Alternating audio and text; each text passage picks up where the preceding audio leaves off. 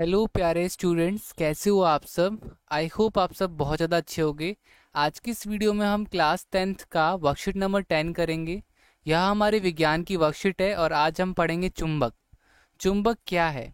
तो बच्चों, आप सबको पता है कि चुंबक एक ऐसी वस्तु होती है, एक ऐसी चीज़ होती है, एक ऐसी धातु होती है जो अन्य धातुओं को आकर्षित करती है, जैसे लोहा, स्टील आदि। इन सब चीज़ों को वो आकर्षित करती है। लोहा लोहे लोहे अगर देखा जाए, समान भाषा में बोला जाए तो वो लोहे से चिपकती है।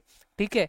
तो चुंबक के बारे में क्या लिखा हुआ है? चुंबक लोहे, स्टील आदि का एक टुकड़ा है जो अन्य धातु की वस्तुओं को आकर्षित कर सकता है। यह अपने चारों ओर एक अदृश्य क्षेत्र बनाता है और यह क्षेत्र अन्य चुंबकों को और कुछ धातुओं जैसे लोहा, कोबाल्ट, निकल को आकर्षित करता है। एक चुंबकीय क्षेत्र की उपस्थिति के कारण ही रेफ्रिजरेटर का दरवाजा स्वचालित रूप से बंद हो सकता है। तो आपने देखा होगा, आप सबके घर में जो फ्रिज है या तो वो अपने आप बंद हो जाता है। बेसिकली उसमें क्या लगा होता है? उसमें चुंबक ही लगा होता है, जिस वजह से वो अपने आप बंद हो जाता है। अब देखो बच्चों, चुंबक के सिरों के चारों ओर एक चुंबकीय क्षेत्र केंद्रित होता है। इन सिरों का ध्रुव इन सिरों को ध्रुव कहते हैं। ठीक है। जैसे एक ध्रुव है नॉर्थ और साउथ। ठीक है।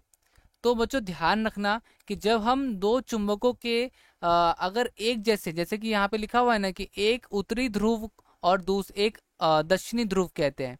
ठीक है ना।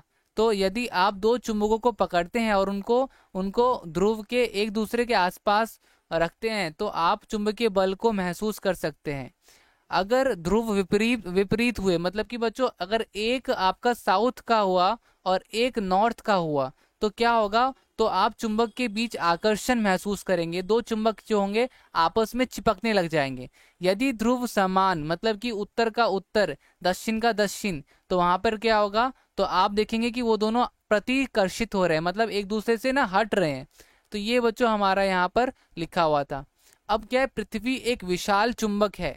ऐसा इसलिए क्योंकि ग्रह के गर्भ में ज्यादातर लोहा होता है। पृथ्वी के गर्भ में ज्यादातर लोहा होता है। पृथ्वी का चुंबकीय क्षेत्र ग्रह के बाहर और चारों ओर फैला हुआ है। पृथ्वी के उत्तरी और दक्षिण ध्रुवों के पास यह क्षेत्र सबसे मजबूत है। अब जरा हम बात करते हैं। चुंबक एक धातु को आकर्षित करते हैं और उन धातुओं के नाम लिखिए। तो चुंबक कुछ धातुओं को आकर्षित करते हैं, उनका नाम लिखना है। तो यहाँ पे मैंने लिखा हुआ है, आप यहाँ से देख करके लिख सकते हैं। ये देखिए यहाँ पर, ये रहा हमारा आंसर। ठीक है ना। तो ये हमारा आंसर फर्स्ट है, इसको आप लिख लीजिएगा। ठीक है। तो बच्चों ये आपका क्वेश्चन जो था, उस क्वेश्चन का मैंने आपको आंसर यहाँ पे बता दिया है। जो यहाँ पे हमसे जो प्रश्न पूछा गया था, प्रश्न एक, कि चुंबक कुछ धातुओं को आकर्षित करते हैं, उन धातुओं के नाम लिखिए। तो यहाँ पर हमने उन धातुओं के नाम लिखा हुआ है, लोहा, कोबाल्ट और निकल।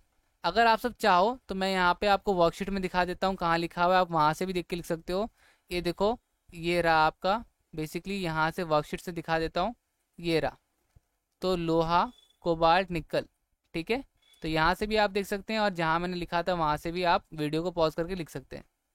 अब प्रश्न दो जो पूछा गया है, वो पूछा गया है पृथ्वी एक विशाल चुंबक है कैसे। तो देखो यहाँ पे तो उत्तर लिखा हुआ है। उत्तर दो आपका यहाँ पे हो जाएगा, उत्तर दो। ये पूरा का पूरा आपका उत्तर दो है। ठीक है। अब तीन, एक चुंबक को उसके दो ध्रुवों सहित चित्रित कीजिए।